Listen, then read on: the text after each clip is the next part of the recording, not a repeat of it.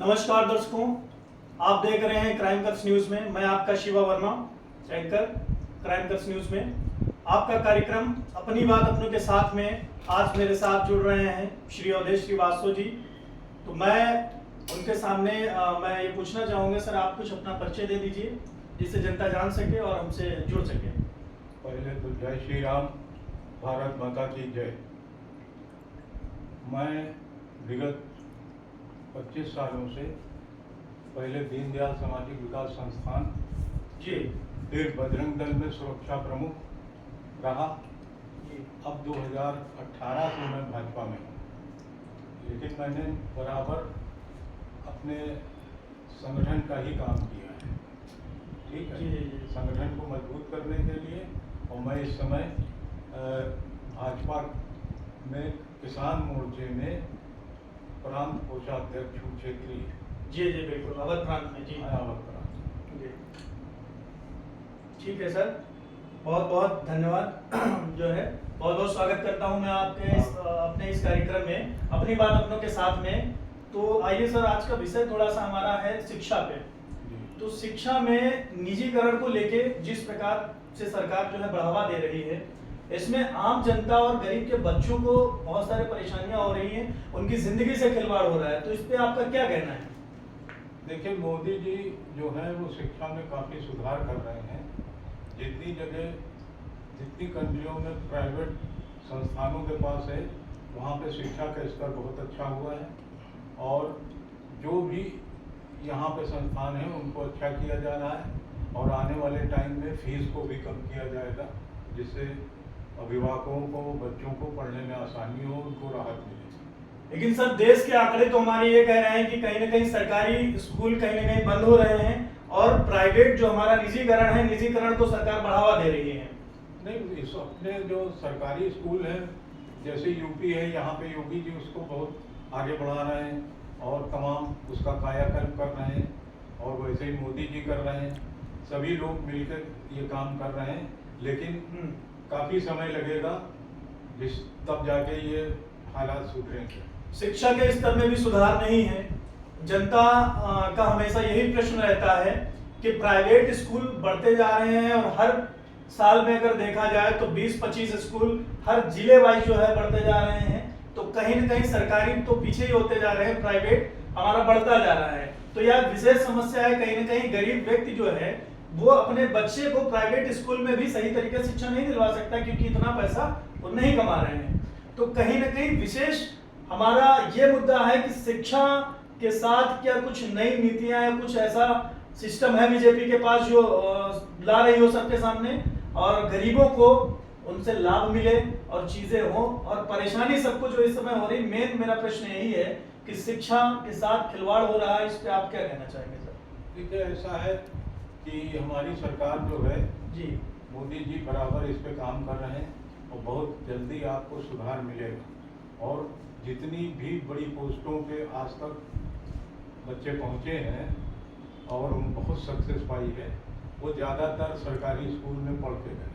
अब जो बच्चा पढ़ेगा वही आगे बढ़ेगा। बिल्कुल। लेकिन ग्रामीण क्षेत्रों में जहाँ पे स्कूल है, वहाँ पे जो शिक्षा की व्यवस्थाएं हैं, खान पान की व्यवस्थाएं हैं, जो भी सब कुछ है, मिड डे मील योजना के तहत जो भी सब होता है, तो वहाँ पे बच्चे सही रूप से तो अटेंडेंस भी उनकी नहीं हो पाती, पहुँचते ही नहीं, शिक्षक भी समय से नहीं आ रहे हैं। तो यह कहीं ना कहीं सरकार को इस पर ध्यान देना चाहिए।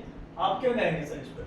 देखिए, ऐसा है कि जागरूकता अभियान तो सरकार बराबर चला रही है जी, और मिड डे मील और ये जो बच्चों को सब खाना मिल रहा है, और जो भी इसमें भ्रष्टाचार या कोई भी शिक्षक अगर नहीं आता है स्कूल, तो उसको तत्काल प्रभाव से योगी जी ने भी कहा है कि सस्पेंड किया जाएगा। सर आपके पास ऐसे कोई आंकड़े हैं जो निजीकरण और हमारे सरकारी स्कूल के जो आंकड़े हैं प्रदेश में कह रहे हो कि सरकारी स्कूल में कहीं ना कहीं इजाफा हुआ है और प्राइवेट स्कूल कम हुए हैं? कोई ऐसा आंकड़ा है आपके पास? देखिए, ऐसा है, जो प्राइवेट सेक्टर है वो तो अपने स्कूल बनाएगा। अभी लखनऊ में हमारे देख लीजिए कि चंडीगढ़ यूनिवर्सिटी बनी है कानपुर रोड पर। सपोर्ट तो सर कहीं ना कहीं सरकार का ही होता है। सरकार के सपोर्ट से धीरे धीरे काम हो रहा है। जी जी, ठीक है, आगे बढ़ते हैं। हमारा दूसरा प्रश्न सर ये है कि राहुल गांधी की जो यात्रा बिहार में चल रही है उसके विषय में आप क्या कहना चाहेंगे? क्या बदलाव है अपनी बीजेपी सरकार को लेकर और कांग्रेस में? क्या कोई मतभेद है या जो चीजें चल रही हैं, जो रैली निकाल रहे हैं कार्यकर्ताओं का क्या मत है इस पे? देखिए, हम लोगों ने भी बहुत बड़े बड़े कार्यक्रम किए हैं जी लेकिन उसके पीछे एक अच्छी सोच होती थी। जी जी बिल्कुल। राहुल गांधी की कोई सोच नहीं है, वो मूर्ख टाइप का आदमी है, उसको जिधर लगा दिया जाता है वो उधर ही चल देता है। अब आप ये समझ लीजिए कि वो ना किसी का सम्मान करता है। उन्हीं के प्रधानमंत्री डॉक्टर मनमोहन सिंह जी जब प्रधानमंत्री थे तो वो यूएस के प्रेसिडेंट बराक ओबामा से बैठ के मीटिंग कर रहे थे और इसने लोकसभा से पारित वो फाड़ दिया था। लेकिन इस समय राहुल गांधी जनता से लगातार जुड़ने का प्रयास कर रहे हैं कहीं ना कहीं और अपना निशाना सीधा साध रहे हैं भाजपा पे। तो आपका क्या इस पे कोई विशेष टिप्पणी है सर? देखिए, ऐसा है कि मोदी जी और राहुल गांधी का कोई मुकाबला भी नहीं है। राहुल गांधी ने अभी 2 साल से शुरुआत करी है, अभी उनको 10-15 साल लगेंगे तब वो कहीं जनता से कनेक्ट हो पाएंगे। लेकिन हम लोग का विश्वास है कि वो जनता से कभी कनेक्ट नहीं हो सकते क्योंकि वो राजाओं युवराज हैं, इसलिए वो जनता पिछले लेकिन सर कुछ गत वर्षों में अगर देखा जाए तो बहुत सारे विभिन्न प्रदेशों में उन्होंने अच्छी रैलियां की हैं। देखिए, ऐसा है कि वो युवराज हैं कांग्रेस के।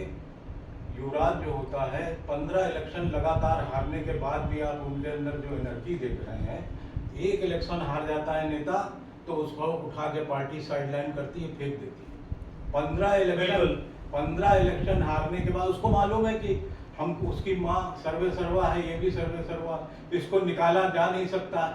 जो वो पद चाहेगा वो चाहे वो राष्ट्रीय अध्यक्ष बन जाए चाहे जो बन जाए।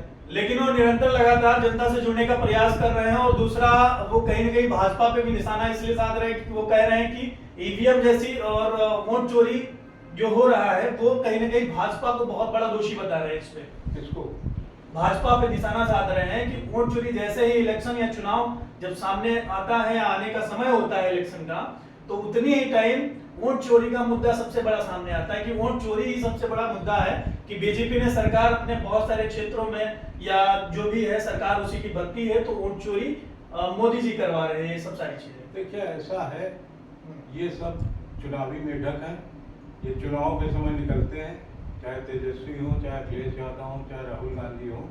ये तो 4-6 महीने पहले निकलते हैं और चुनाव खत्म होने के बाद न इनको ईवीएम याद आती है न वोट। मैं ठीक है सर, मैं पुनः आपके प्रश्न पे दूसरे प्रश्न पे आऊंगा।